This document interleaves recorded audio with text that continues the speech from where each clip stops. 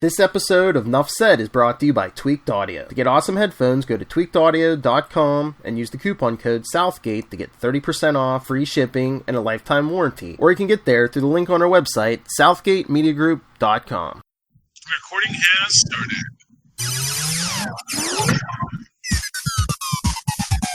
started. And welcome once again to Superconnectivity. I'm your host, Shirley, the Professor Esser, and with me, as always, is the man who knows things before they're known by anyone else. I know things. Phil me, and Perich. Yes, he doesn't drink, and he knows things. I don't know if he drinks. I don't know. Well, he was drinking something. We don't know what's in Phil's cups. He does not advertise. It's a secret. Yeah, ooh, it's Batman juice. It's what turns him slowly into Batman. No. That's how he transforms. Pain and grief is what's in that cup.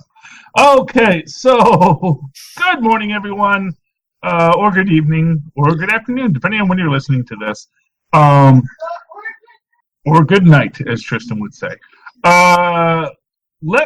Tonight we're recording. It's about 1 week before Far From Home, or 2 weeks. 2 weeks, 2 weeks, 1 week, 5 weeks. It's before. I know that they've had the press screenings. Well, it's kind of almost like a week and a half, though, because it's not next week, but then the first week of July, I think it comes out on that Tuesday because it's that 4th of July weekend. Yeah.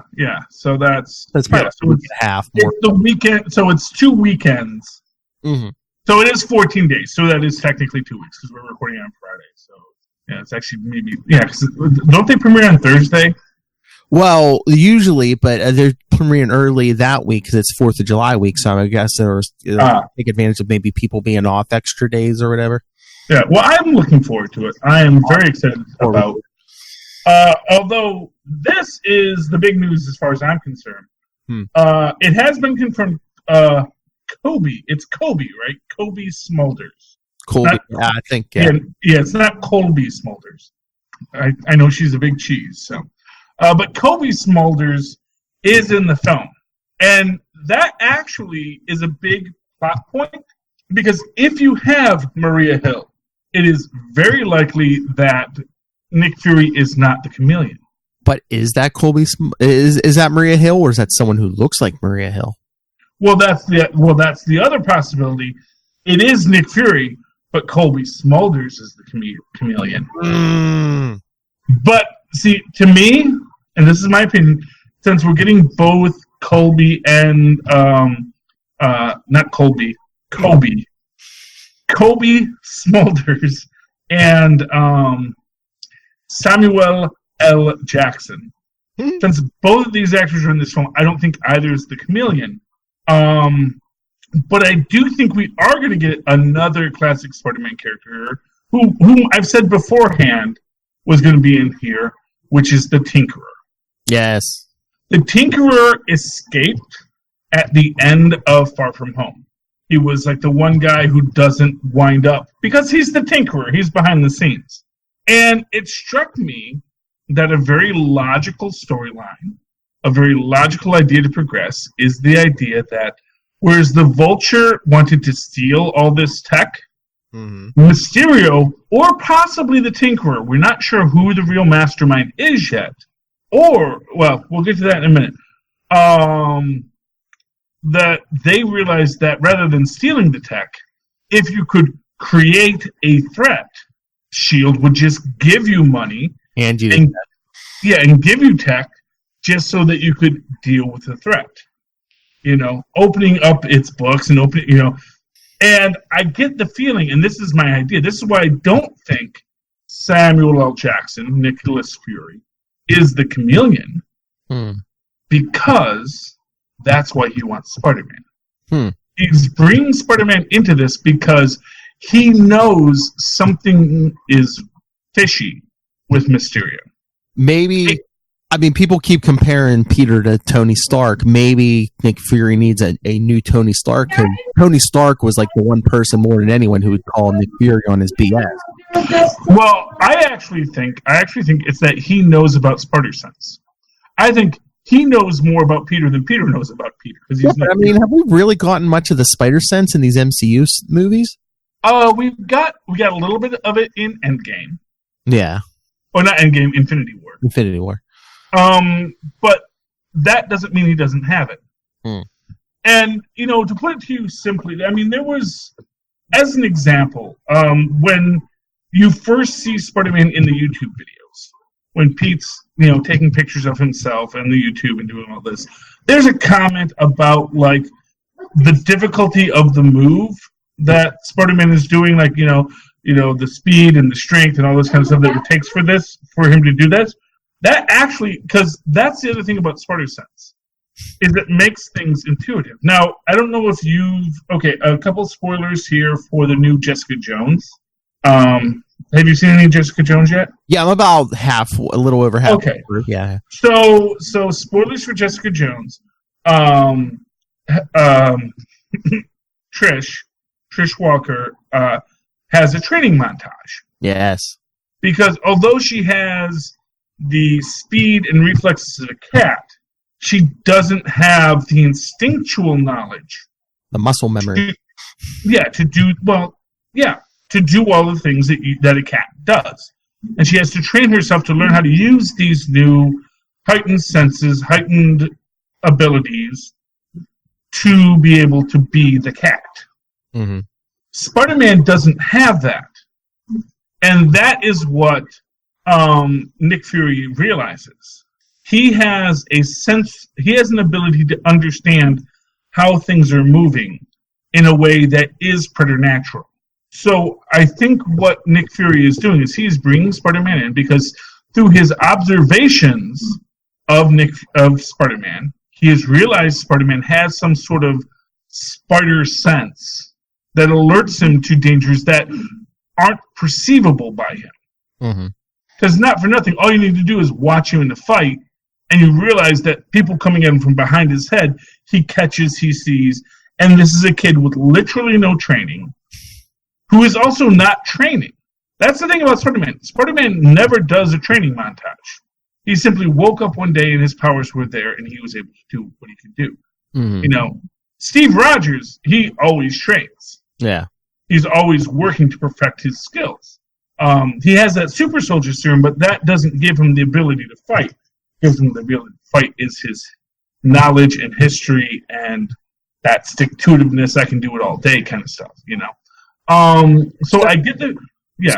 So do you think they're throwing us a red herring here in the trailer? Because it seems like, Spider-Man's like, why me? It's like, why not Thor? Oh, he's unavailable. Captain Marvel's unavailable. Thor's off-world or whatever. Well, exactly. But the thing is, first off, both those things are probably true. Yes. But also equally irrelevant. Yeah.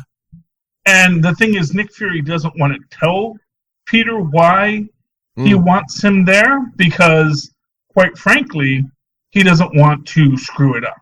Yeah. Because if Peter doesn't know he has the spider sense yet, if he makes Pete overthink it, it's going to ruin the spider sense. I like your thinking with Mysterio and just pulling this big con to get the tech. Because he's telling them he's from another universe. I wonder if he's like spinning the story. He's going to spin the story that his universe is Tony Stark. So it's like, oh, just give me some tech. I'll build you stuff to stop these monsters. Well, exactly, and we know as we know from the toys that the fire guy is Molten Man. Mm-hmm. Now, have they confirmed that the water guy is Hydro Man or no? I did see Funkos in my comic shop, and the one said Molten Man, the other one did say Hydro Man. So, okay, so that's that. Now, and not for nothing, we do know there is who is now interesting left as we're getting closer. Suspiciously absent from the trailers. We're not seeing the Earth Elemental. We're not seeing arguably our Sandman character. Now, he could have another name. It could be a different character that also has some sort of Earth-based powers that we don't know about. I mean, it could be Flint the Inhuman from Agents of S.H.I.E.L.D. Because they were time traveling. Yeah, I mean, and you have like Quicksand, who's like a female version of Sandman, basically. Oh, well, there we go. So, yeah. I mean, the whole thing about Sandman is it's like they just did Sandman in Raimi's third Spider-Man. Do you want to bring Sandman back already? That's what I'm saying. It could be the female version, or yeah. Sandman had a daughter too. I think he had sand powers, or was that Quicksand? No, it might have been Quicksand because I don't think the daughter had powers. I think. I thought she. Well, I don't know. Anyway, long story short, I do think that we're finally going to get the confirmation of Spider-Man, Spider-Sense. I think there are quote unquote 2 post-credit scenes in this film, and I think one of those post-credit scenes will be Nick explaining to Peter why he moved. Because he's going to say, I don't know what it is, but I know you have let's call it a spider sense. Mm-hmm. That's, you ever notice how you can't hit a spider? Because they run away as soon as you try to hit them with something, which is more true of cockroaches than of spiders. But yeah, flies too. Well, flies, yeah. But it's the same idea. All these insectoids have, and really, if a scientist actually, no, they have hairs that feel the wind, and they have eyes that see in 360. So, yeah. But anyway, I don't know if spiders have terrible eyes.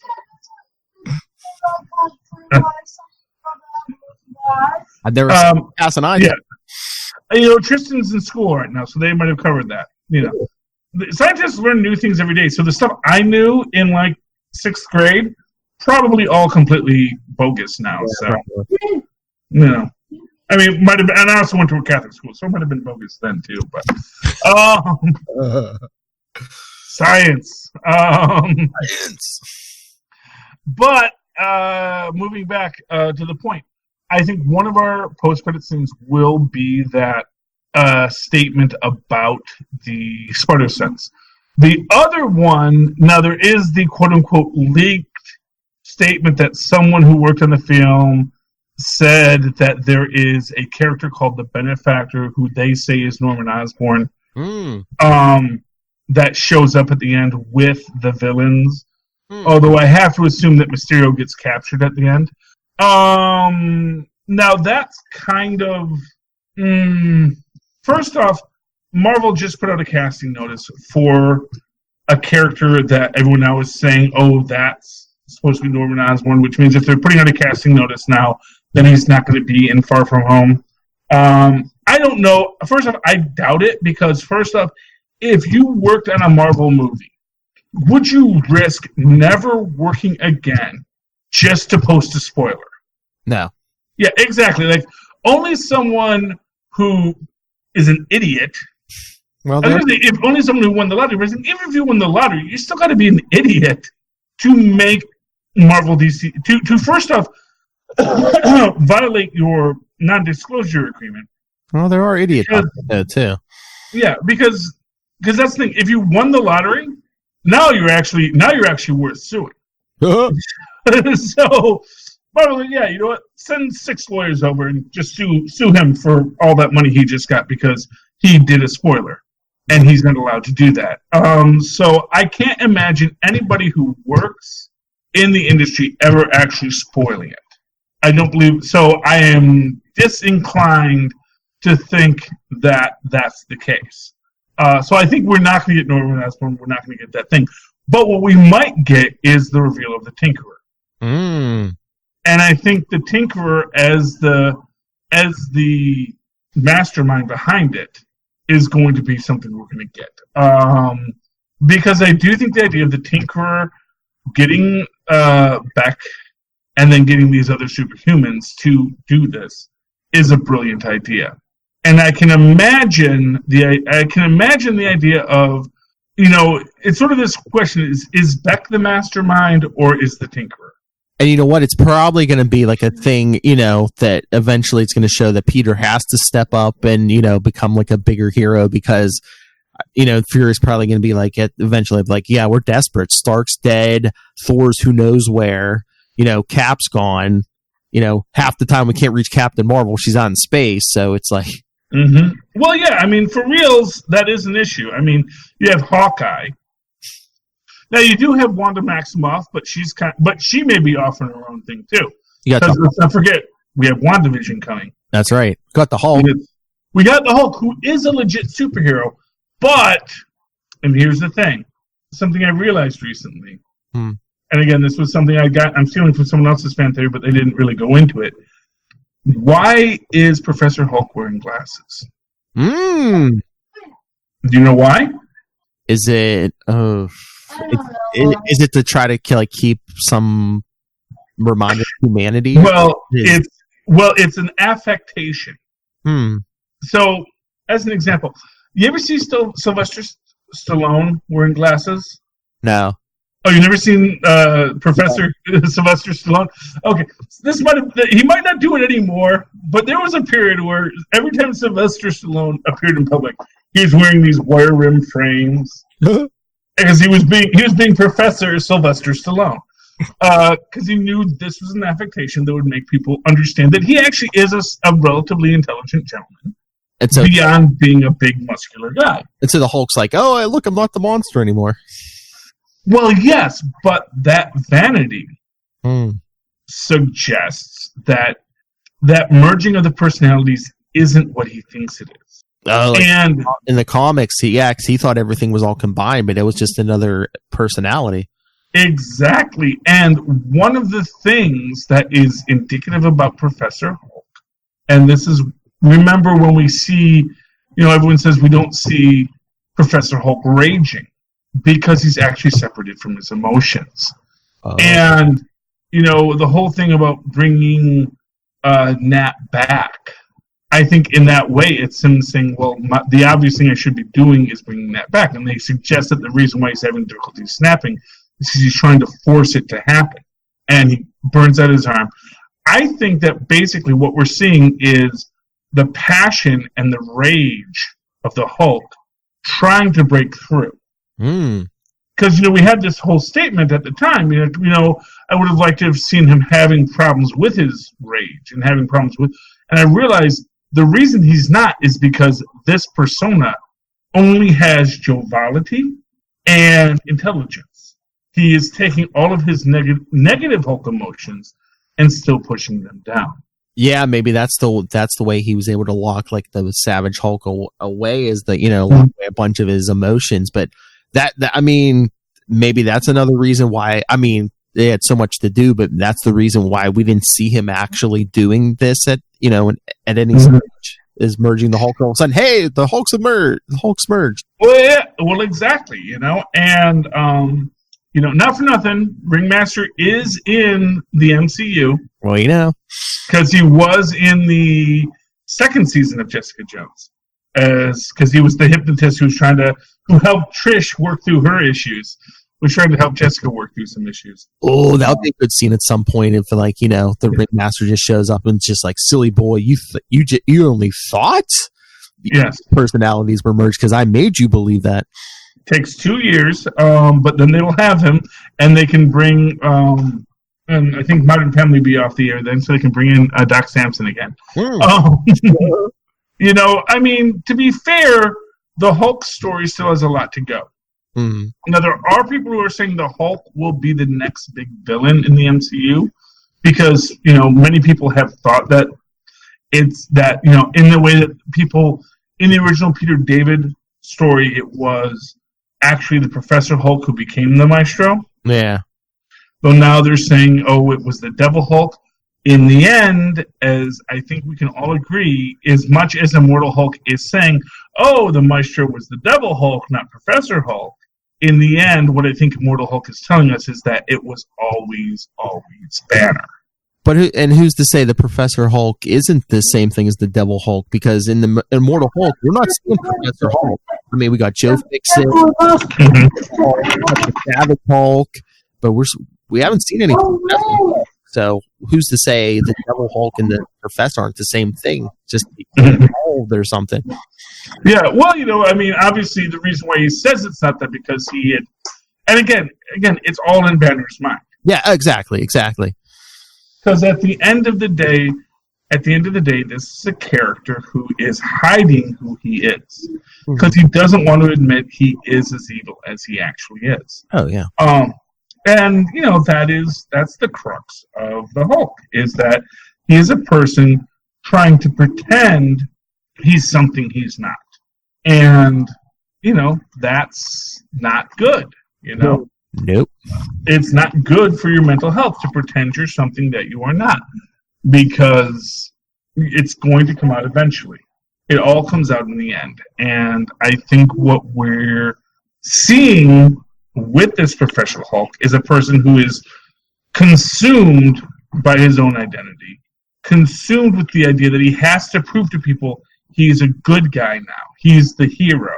He's Hero Hulk, which, of course, again, has shades of Amadeus Cho's Totally Awesome Hulk, and the idea of there is the monster still there, no matter how much you want to hide it. Yeah. So that's my theory, Philip. Well, I was looking at the list you sent me. You also have some kind of theory on Thanos? Oh, well, actually, my Thanos theory is that this is the blog post I was saying. So, I have come to realize that Thanos is the one who destroyed Titan. Okay. And this comes from a couple of factors. And the central, here's a little teaser for the blog I'm going to be writing. Thanos wanted to save Titan. He did. He wanted to save Titan. But he also knew that Titan had limited resources and an expanding population, and for whatever reason, simply colonizing other planets was not possible. Maybe the Titans were actually a very peaceful race, except for Thanos. I don't know. However, at the start of, and this is something I've noticed from a long time ago, is that the planet we go to at the start of Guardians of the Galaxy is a decimated world which has been knocked off its axis with gravitational anomalies riddled throughout it. This was also a world that was at one point powered by the Power Stone. Formerly the Soul Stone, but yeah. The Power Stone, where someone had gotten this stone, had harnessed it and used it to create a utopia so that people could live for however long it is. This is essentially the cosmic version of Atlantis. Given that, if Thanos, who is apparently a leader of this world, he was apparently a leader of Titan, because otherwise, why would anyone give a hoot that he had an idea of how to save Titan? Because if he's just some homeless guy on top of a box somewhere on Titan, then maybe who cares that he thought we should kill half the people, that'll solve all our problems. Like, there's a guy on a box in New York City right now saying the exact same thing. No one listens to him either. But if he is a person who has this, he was Jor-El. Yeah, if he is the Jor-El of Titan, and he realizes the end is coming, but he also knows of a story of, once upon a time there was a planet that had a similar issue, and they found something that saved them. Maybe he'd look for that. Now, if in that searching he finds the Mind Stone, and he does utilize it to create a utopia for a time, it does in time stop. Because, as we know, the stones have a mind of their own. And at a certain point, they no longer want to participate in the Titans' plan. Now, here's an interesting idea. We know the Eternals are coming. Mm-hmm. We know that Thanos is actually an Eternal. Now, when we get our flashback, all the Titans look like Thanos when he's using the reality show to show everyone how glorious Titans was. Yeah. What if that's just Thanos' narcissism? Oh. So when he recreates that world to show everyone else, everyone looks like Thanos because Thanos, of course, was rejected because how he looked. Maybe. And to make all the other Titans look like Thanos shows that he was the norm. He's even still telling a lie to himself for everyone else. Mm-hmm. Along those same lines, if he is telling this lie, because of course everything is a lie. Yeah. Because as was pointed out by I forget which one of the Carbon brothers, that decimating half of the population of the Earth only puts you back to 1970. It's like, gee, how will we recover from this? It's Yeah, and eventually back where you started. exactly in like 50 years you're back where you started. But the idea that Thanos is lying to himself this entire time to aggrandize himself makes all of the other Eternals look like him, so we can say, see, I was right. Because he got exiled. Because no doubt, once things got bad on Titan for the Eternals, they left. Mm-hmm. But they left Thanos behind because he was a crazy nutter. Mm.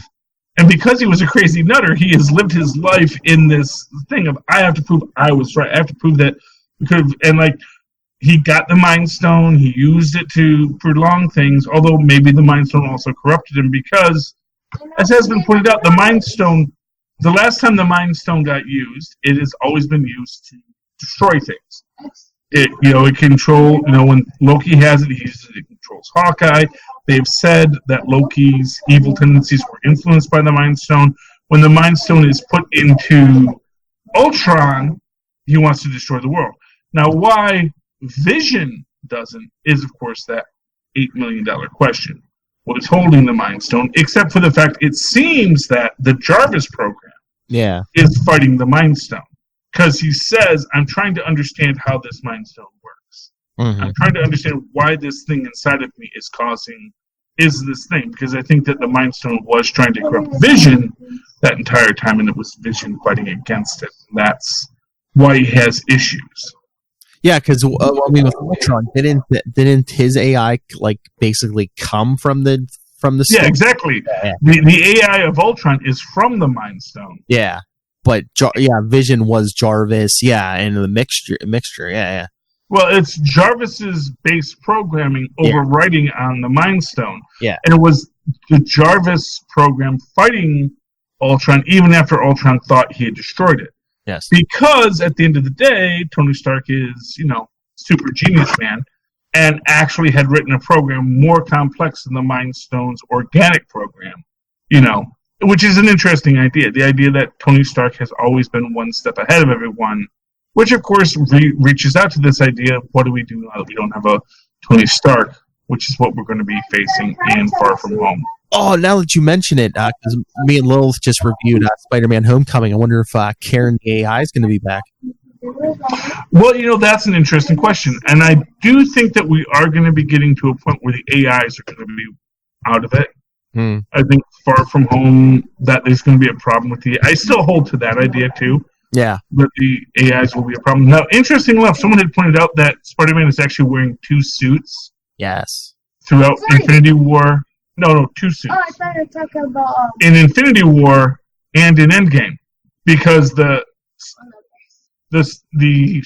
Iron Spider suit goes over the Karen suit. Yes. So when he's in the Karen suit, so he basically has the Karen suit as a body stocking, which of course is also covering his regular suits, and then he's got the Iron Spider suit on top of that. Now, interestingly enough, it is the Karen suit that Aunt May packs, but I do wonder if that might be a more powered Karen suit. What if it isn't this? What if it's no longer an AI suit? Then, because I do think we're going to get to that non-AI Spider-Man, because I do think there's going to be issues with the AI, and or what if this suit's like a blend of the two and can alter its appearance, kind of like a symbiote? Well, yeah. Well, we do know he is making the stealth suit. And I've had that. Yeah, I've had the symbiote theory already. It's not out yet, and I'm sure there's spoilers out there if I really wanted to look for them. And I don't want them. Because first off, I don't think there's many spoilers yet, because I don't think even the premiere isn't until next week. I don't think so. No, I think they've had the press premiere. Oh, have they? I want to say they have, because I think I've seen non-spoiler reviews on YouTube. Okay. I haven't watched them yet, but I think I've seen non-spoiler Far From Home review. So, I was gonna say 99% of the world I don't think seen it yet. So yeah, they always have their press screenings first. Yeah. They have to send all the NDAs and all that kind of stuff. Oh yeah, they did because I did see some headlines that said the first reviews are in and they're good. Well, yeah, exactly. Well, because oh yeah, MCU. It's a Marvel. Yeah, it's a Marvel production now, and it's also their first excursion after Endgame. Yeah, yeah. And I think that they're, the biggest spoiler I think is red-haired Zendaya. I don't know. Did she have red hair in the movie? Because I know they said she was running around just recently just with red hair, but I don't know if she actually had it in the movie. Well, I get the feeling that's something that she does at the end of the movie. Oh, maybe, yeah. Because I was making the point online. I know a lot of Hispanic ladies. Mm-hmm. I know a lot of black ladies who have red hair. Oh, yeah. So being a person of color doesn't mean you can't have bright red hair. Oh, no. So I get the feeling she gets her hair did at the end. Mm-hmm. That might be the second. Honestly, if I'm going to give you something, I would say the first end credit scene is Nick Fury explaining Spider-Sense to Spider-Man, and the second end credit scene is Face a Tiger. You just hit the jackpot. Exactly, and that was Zendaya's Twitter. I don't know if it was an Instagram or a tweet or something. Yeah, something like that. But it also utilizes the Face a Tiger, you get the jackpot. And then I wonder if we'll get 3 end credit scenes because maybe we'll get another one pointing to whatever movie's next because they haven't mentioned what movie's coming next. It might be, or they are saving that for the re-release of Endgame. Endgame, yes, that's right. They'd mentioned they're re-releasing Endgame with more footage. Well, I think what we're going to get now, and this is the thing, they had been saying for a while that they had been stockpiling Stan Lee cameos. So they said, we're going to have Stan Lee. We have enough Stan Lee cameos that we can keep on using him for a while, even if he's no longer able to do cameos. Maybe we'll get that Lewis review we've been hoping for. That might be it too. I mean, we so of the possible things. So there are 3 possible things that we know they've shot. They did shoot a Tony in the Soul Stone scene. Yes, where he meets older Morgan, and sort of and she tells him it's okay, you can rest now. There is the Lewis scene. Although Lewis's scene was something in Comic-Con, so I don't know if it's gonna fit unless they're gonna just put that as a start. But the other thing that they have is a bunch of Stan Lee cameos that they haven't used. And if they can find ways to slip all of those into Endgame, first of it gets them all out there, so that we're not going to be utilizing these after he's dead. But we are also going to give honor to him by using them all. Because this is something that was important to this man. We do want all of the work he did here put out there. So we'll see what they decide to do with it. I'm excited. What they did. But it has also been suggested that we will finally get an end credit scene. And I do want to double check to see if my theory that you keep on hearing thunder cracks while Steve is dancing is accurate. Because I was actually going to go see Endgame again, and I realized it was out of the theaters. Mm-hmm. Which is this weird thing where they're just releasing it to beat Avatar. I'm like, well, no, actually, I still wanted to see it again. I just hadn't gotten around to it. Yeah. Now that it's coming back, I'm totally going to go see it again because I really want to see this thing film again. Yeah. Because there's more to see. And now we're going to have more facts and more figures and more things to work with as we go through it. So, very excited about the Endgame re-release. I hope we get, I don't know if we need more Stan Lee cameos. I honestly still wish they would just have had them to be used in future things. Because, like I said, I believe Stan Lee would have loved that. I think there's nothing Stan Lee would have wanted more than just to be the face of Marvel for the rest of eternity. Because that's who he was, Mm-hmm. He was the consummate salesman and huckster, and he loved every minute of being that guy. So I think it's fair to say that he probably would have wanted that. But who knows? But we will get an end credit scene. I think the end credit scene will hint at whatever comes next. Oh yeah. It may be a FF or an X-Men tease or both, because they were saying they had enough time to do one. they did say that actually we do have enough time to put it in an end credit scene referencing that. Mm-hmm. But then they didn't, probably because they didn't want to interfere with the artistic representation of the film itself. Yeah, taking attention away from everything else. Exactly. At a certain point, you're like, you know what? We don't want to do that because this film is ending so powerfully. Yeah. We don't want to cheapen it with that. Yeah. And I think what might be the case is that now that they've run it, they did the original cut. Now they can say, okay, these are the little extra Easter eggs for all you wonderful nerds who have supported us all this time. We hope you like them. And that's my theory on what we're going to see in the re-release of Endgame. Okay, is there anything else you want to talk about? Do you want to talk about a couple of comic books, or you want to just call it a night, folks? I know it's late for you. It's late. I thought you already talked all the comics you actually read. No, there were two others I read. We'll do them real quick here. War of the Realms Champions. Okay. I just got to give this basically our champions, our heroes are fighting the Valkyrie, the Valkyrie of Hell, who were the Valkyrie who were kind of like zombie Valkyries for a while, yada, yada, yada. There is a good fight scene, yada, yada, yada. This one, the leader basically calls out Kamala on the fact that she used to be dead and now she's alive. That kind of overwhelms her as she's dealing with it. And let me find that. Oh, yeah, here she is. She's got her arms all loose and things. And the Valkyrie's going to do the killing blow when who should show up but Power Man, who's like, I'm not going to let you kill our leader. And then he gets stabbed by the, we'll hide it because that's the big spoiler. Gets stabbed by the Valkyrie's sword. And he's like, haha, fool, now you've been stabbed. But then he's like, haha, actually, I feed off of mystical energy and ancient powers, so all your weapons just sort of totally power me up. And he grows to giant size and yada yada. And they then beat up all of the I think they're called the Desir, which were, they were the zombie Valkyries for a while, and they serve hell, but they're trying to break away from hell to work with Enchantress, who wants to be the new queen of the Shadowlands. And after they defeat them, they all get sent back to hell. And I was like, yeah, why were you guys, in a fight that I did not authorize for you? And they're like, sorry, boss. We'll make it up to you. And it's like, oh, yes, you will. And then the very end thing is basically Kamala saying she can't lead the champions anymore because she can't deal with the fact that she had died. So basically, Mephisto's plan is working. Journey into Mystery, final issue. Yada, yada, yada. It's fun. We got Thori. We got a bunch of henches. We got the Skrulls.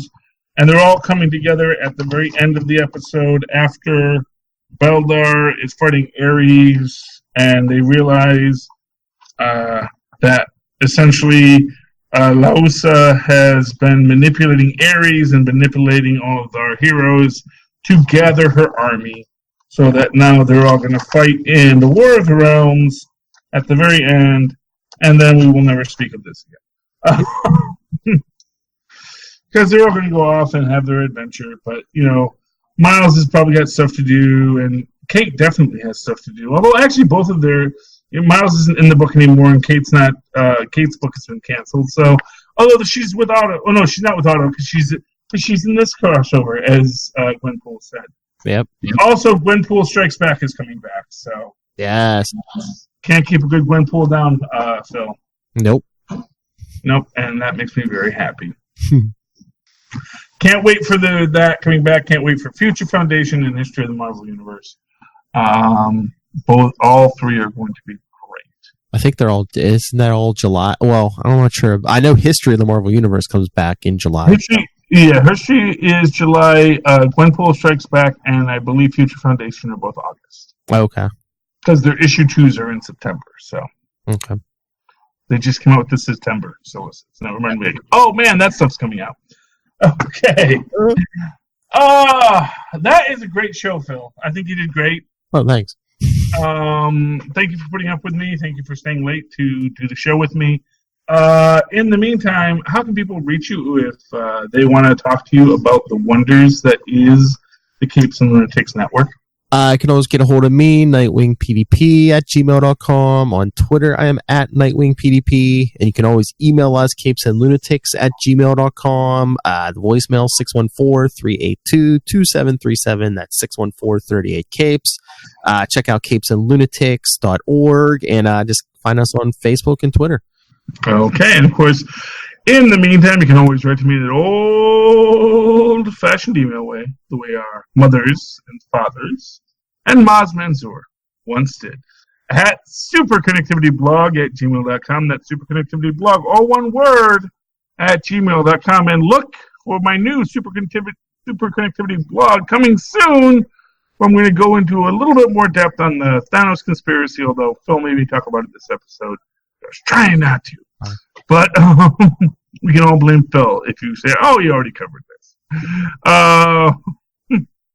That's Superconnectivity blog, all one word, at gmail.com. Of course, follow me on the Twitters as I live tweet Agents of S.H.I.E.L.D. when I'm not driving. And because you shouldn't tweet and watch TV and drive at the same time. That would be very bad. At Charlie Esser. That's CharlieEsser. Look for the two E's in the middle. For quality. Bing! There you go. All righty, dear listeners. Thank you for connecting with us this week. Please super connect with us again. Good night. Good night.